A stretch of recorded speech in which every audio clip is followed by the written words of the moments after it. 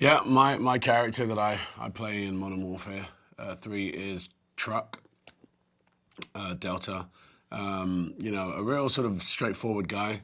Out of the four-man team, I guess he's the most sort of like down the middle, technical, you know what I mean, a real sort of stand-up guy.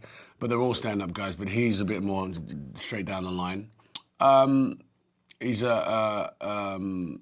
know, a tough character, tough cookie, you know.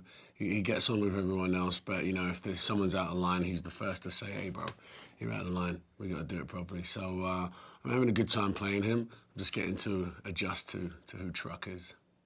Well, my involvement, you know, I was asked by, you know, the Activision team and the Call of Duty team to be a part, as they do. They use actors, I guess, that they like, and, you know, that process goes through a casting process, and, you know, I was asked to be, you know, this character, Truck. But, you know, my involvement in it is really because I love to game. I've got the other Call of Duties. I've played them for a good 5 years, I think, and it's like a dream come true. Like, I haven't told any of my friends that I'm in Call of Duty because, you know, we all play it and it would just freak them out. And I don't want to tell them. I just want to see if they recognize my voice in it. But, you know, I am a gamer and I really wanted to sort of see what that world was like, you know.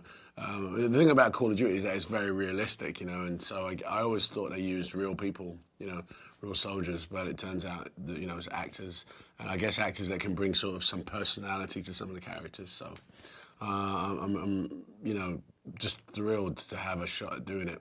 Acting, you know, via voiceover is a different beast altogether. It's kind of like, I don't know, it's kind of like having a car and being able to drive, but you don't have to put your hands on the steering wheel. Do you know what I mean? It's like, okay, just go. Don't worry, it will turn for you, because the acting's really done by the animation, but your voice, the textures of your voice kind of brings that alive. So it's a weird feeling. It's actually quite weird because, you know, my first day, you know, the script's right in front of you, you know, brilliant. I don't have to remember my lines. I can just read them. Fantastic. But, you know, you do really get involved because you're using your imagination.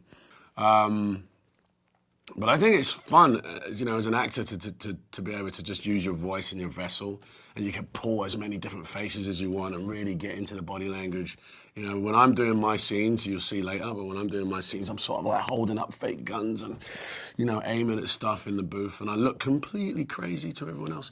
But, you know, that's just my my method. So it's one of the things, foundations of anything I want to do is I want to enjoy myself doing it. And I've been acting for millions of years, and you know, at this point, it's about the work. It's about, you know, having fun, having a good time, and you really get to live your dream. You know, you're a soldier, and here's what happens: you're gonna land out this helicopter, and you're gonna take out these tanks. You're like, what? Okay. Yeah. My preparation was just I wanted to match the intensity of what we saw in the last game. The authenticity as well. So really, it was you know, me preparing just you know, what was my character going to sound like, you know, what the accent is going to be, you know, and I wasn't told too much before I actually got here, but you know, once I got here, that preparation, sort of figuring out what Call of Duty actually expects from voiceover work, you know, was kind of like, oh wow, they really go at it. And I know it was confirmed for me, but there's a lot of yelling. There's a lot of screaming. It's a very loud sort of game, and so, you know, I had to get myself prepared for that sort of high-octane energy. That was my preparation. Tim Oliphant is in Modern Warfare 3. He's a great actor, and you know, and I know from hearing from the team that he really enjoys sort of, you know, experimenting with his voice and pulling this character together. But Call of Duty is definitely one of my favorite games to play. The thing about Call of Duty, though, for me, is that it just takes over my whole, like, 3 or 4 hours of my life. Like, literally. You know, I'll be sitting there, and 4 hours have gone, and I'm sort of, like, immersed in this world. So, but if I want a quick fix of games, then I'll play a sports game. But if I really want to get involved, you know, something like Call of Duty always works. No, I'm a gamer. I love gaming. I've been playing games since Donkey Kong on the little box thing, you know, I used to play with. And, you know, I progressed, you know, and I own a Xbox and a PS3, and I've got a Wii as well. Like, I'm a vagrant. Well, I think the success of video games is due to the value of money. that you get for these games now, you know? Like, it was pointed out to me, like, I think the average game is like $60. And for $60, you have like maybe 300-400 hours of gameplay, you know? And what with, you know, the way the games are made sonically, visually, you're in a movie, you know? So you go see a movie, you go, I don't know, $15 to see a movie, it's 2-3 hours. And then you play Call of Duty, and you're there, you know, for a month possibly in this movie, and you're in it as well. So I think that, you know, that's very a big component to why the games are so successful. But the games are just getting much better, you know? They're just so much better, so much more involved, and you know, given that interactiveness, you know, just like a whole new experience. I can only imagine what's next, you know, with the advent of 3D and 4D, you can just imagine what the gaming world's going to be like. So I think that people just love the idea that they can spend a little bit of money on this game and just have hours of fun on it. The Call of Duty endowment, I think, is a phenomenal idea, and hats off to the guys that put that together. Because, you know, as an actor, you know, I get letters from vets and, you know, soldiers out there, you know, who, you know, they tell you things about their lives, and they're going home and what's going on. And a lot of the common cases is I'm going back, I might be coming back, and I don't know what I'm going to do when I get back, and so on and so forth. And like, you know, I think that Call of Duty, that's a huge success, has, you know, just a great heart to be able to help some veterans that come back home, you know. It's hard, it must be very hard for soldiers to you know, get themselves back into life and, you know, sort of get back into society. So if there is a, you know, a foundation like this that can help them, you know, steer them in the right direction, I think that's a great thing. And by the way, you know, much to the creators of the game, much to their sort of, you know, high five, you know, a lot of soldiers actually love the game, you know. So, I mean, it all goes full circle that, you know, they can, you know, possibly get help from the Call of Duty Foundation endowment. So I think, you know, as an actor that's a part of the team now, I think that's, I'm proud of it. And, you know, I wish it a lot of success. T90's on the road! T90's on the road! They're gone. They're gone. Got some casualties here. It's Onyx team. Raj. Overlord, this is Meadow 02. I need an evac for 3 casualties. Coordinates follow. 7 Romeo 851. Nice, nice.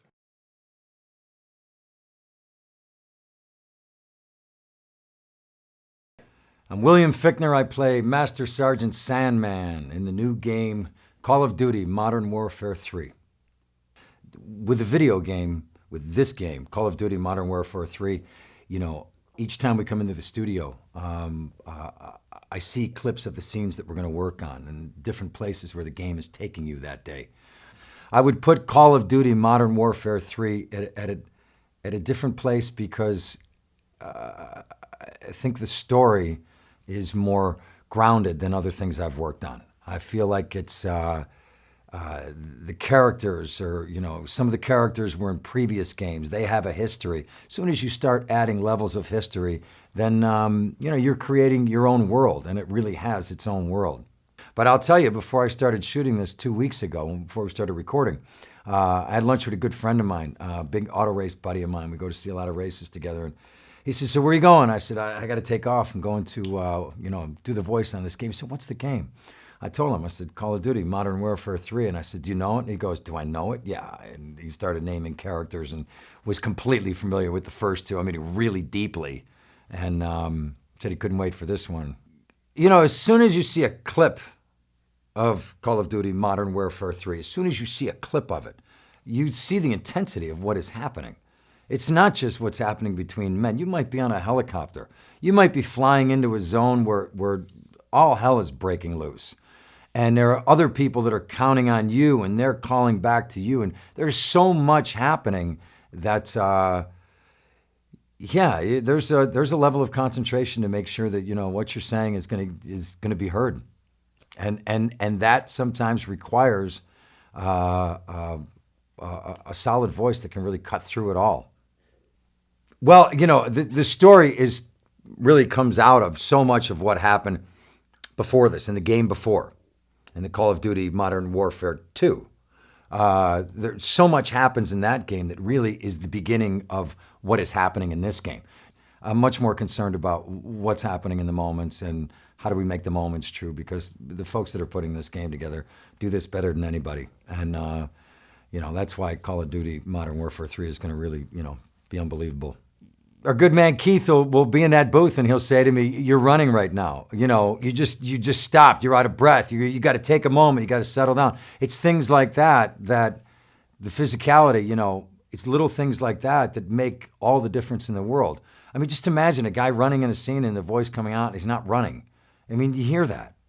But if he's running and all of a sudden his breath goes, "Come on, we got to go." I mean, taking one breath like that, like that's the moment. That's, all of a sudden you're not in a game. You're somebody's really running. You're hearing it. You're experiencing that. And we try to get that as much as throughout every moment of the game. It seemed like it was the same for so many years, decades, certainly when I began working in film. And it's different now in the last 10 years. Video games are part of our landscape. It's part of, how we work as artists and that. This in particular, like I say, has been it's been a great experience and something that I've really, really enjoyed working on. And, I love it. Call of Duty Modern Warfare 3. If it's that one, yeah, I'm in. Currently en route to objective ice pick. You got something higher priority? Roger, Overlord. We'll get it done. Granite team is going after the daughter. We're gonna watch their backs. Bird is down! Bird is down! Just get us as close to the roof as you can. Go! Go! Head for the roof! We need to get to the roof! Come on! Overlord, we have Russian tanks firing on Granite's position. Requesting fire mission. Route to objective, ice pick. You got something higher priority?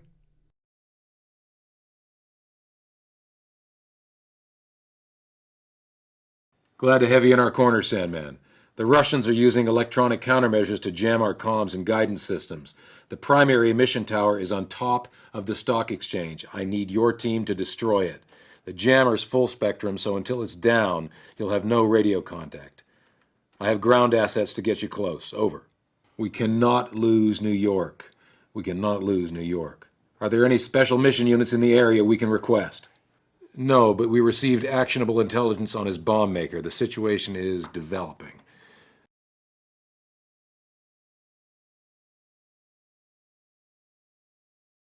So I play a character named Grinch, which is not his actual real name on the birth certificate. I went to high school with a guy named Grinch, and I think that might have been actually his real name. But this is a code name, because he's a Delta Force guy, so it means he's, the best of the best. He's part of a group of badasses that are going all over the world and kicking ass and taking names, and he's got a kind of a great attitude, kind of a cool sarcasm to him, and all in all, pretty fun for me to play. Well, the VO work and as opposed to the acting on a television show or movie set or something, it's still more or less the same. You're working with a director, you're working with a group of people, trying to help tell the story. The difference is it's very meticulous. You're going kind of line by line. Literally almost before every line, you're being given the circumstances, a lot because you're not in that world itself. You're in, you're needing to be told where you are, the level of intensity, the volume, the noises around you, because none of that's there for you to work off of. Then once you're given that, kind of comes back to the same deal, The cool thing about when I first came in here, when talking to the guys about the world they were trying to create, was the truthfulness of the world, which was kind of great to see. So it was very refreshing to kind of see how much attention was being paid to try to get that real military sound, real just straightforward, and just trusting it. And I mean, I think the people who put these games together are so aware that the game itself is so visually stunning and intense and dramatic that they don't need to put so much on the performances. That was kind of cool. I am not that familiar with video games. I don't play a lot of video games. It's good news, bad news, really. Because when I do play them, it's not just where did the time go. It's what day is it? You know, it's they're so engrossing. Well, I mean, the first thing that's sort of immediately impressive is the guys kind of show me the things I'm involved in. It's visually stunning and so engrossing. You know, the way you're kind of put in this position of going through it first person, and the underwater. These images I saw of these these guys underwater going through the Holland Tunnel. I don't know what you guys are. I mean, it was unbelievable. It's kind of fun being part of a video game. And I think it says a lot about the video games that they're reaching out to the level of talent that you see, and certainly in this game. I mean, Idris and FICHTNER. I mean, those guys are amazing. They're unbelievable talents. I assume, like me, they're interested and they're intrigued, and it provides a challenge. It provides a way to reach an audience and a group of people that. And I think, in the end of the day, it's just kind of fun, you know. Not a good day to be Delta. Not a good day to be Delta. Hook up! What the hell? What the hell? Maybe even darker one.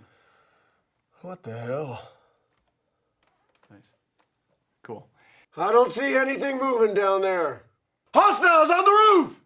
Good, maybe just tie one together. Hostiles on the roof! Awesome. Raj! All right, Claire, move! Moving! That's awesome. Contact, second floor!